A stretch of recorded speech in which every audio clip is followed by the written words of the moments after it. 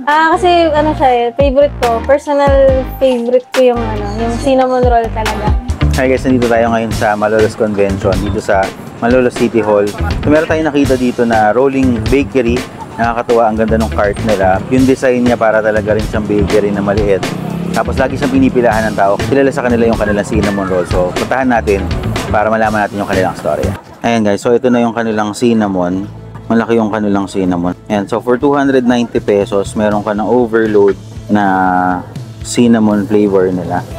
Tapos, ito yung lasa niya. Ito yung kanilang cinnamon.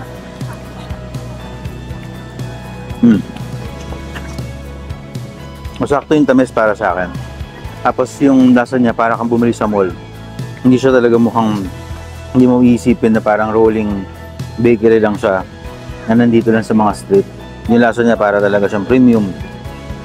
Ayan, so masarap yung kanyang tinapay. Tapos yung texture, yung pinaka-flavorings masarap. Ayan, sa mga gusto pong pumunta ng Malolos Convention para tikman po yung aming produkto. Ayan, open po kami doon Friday to Monday, 5 PM onwards po. Sa mga gusto pong umorder online, open na po kami. And ngayon pong darating na holidays, pwede na po kayo magpa-reserve ng mga order nyo.